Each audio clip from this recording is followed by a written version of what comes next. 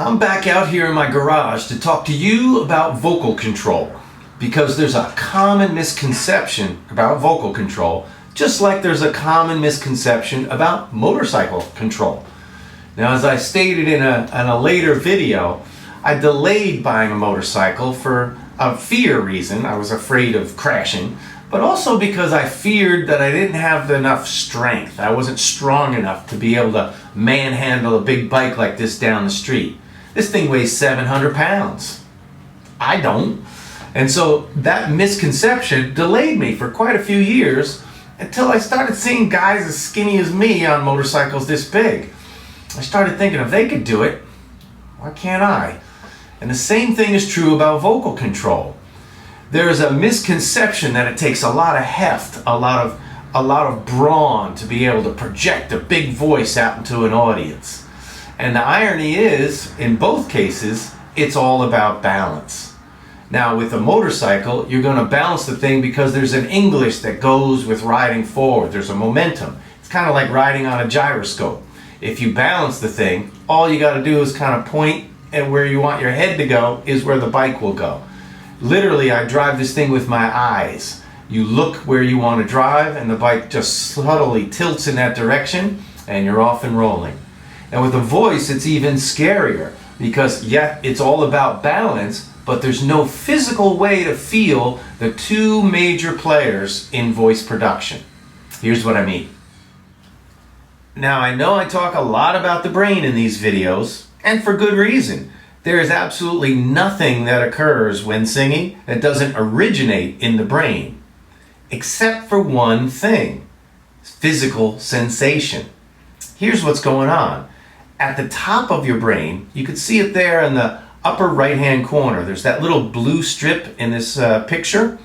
That little blue strip is called the primary somatosensory cortex. And it's basically the hub for all sensation, all physical sensation in your body. Now, if you look in the lower hand corner there, the lower left-hand corner, in that little snaky diagram, you'll see all the body parts that are represented in that section of the brain. Now, that odd-looking figure just to the right of it, with the big ears and the big lips, well, that's a disproportionate model as to how your brain senses your body. Notice how big the hands are, and the ears, the lips, and the tongue. Notice how little the feet are and the legs. So we have very little sensation in our feet and a extreme amount of sensation in our hands. But if you go down the list of items that are located, like the trunk, the neck, the head, the shoulder, the arm, the hand, the digits, the thumb, the eyes, the nose, etc., notice what's missing in that list: the larynx and the diaphragm, the two major players in singing. Well, what that means is that when you're in true vocal control, when your larynx is operating independently and your diaphragm is sending up proportionate breath support, there is no physical sensation attached with those activities. None. Can't feel it. That doesn't mean you don't feel anything when you sing. We all feel resonance, we feel vibration, we feel muscles that are auxiliary to singing in operation.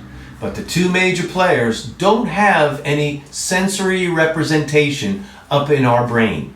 So you think about that for a minute, and you think about all the things that you call diaphragm, things you think you're doing, and you feel your diaphragm in action.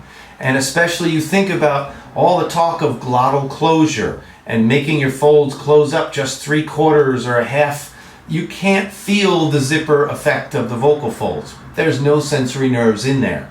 And so the pressure is sensed, the throat participation is sensed, tongue, jaw, mouth, all very sensitive areas. But the larynx itself has no representation for feel in your brain. So that means we got to stop looking for a physical sensation and start listening, start intending for the sound we desire.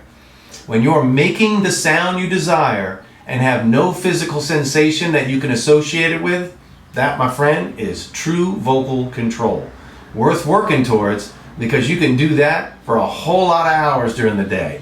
There's a minimization of the physical output when you come from that aspect, that you're going to look for the minimal physical event and the maximum sound delivery. I'm Mark Baxter for VoiceLesson.com.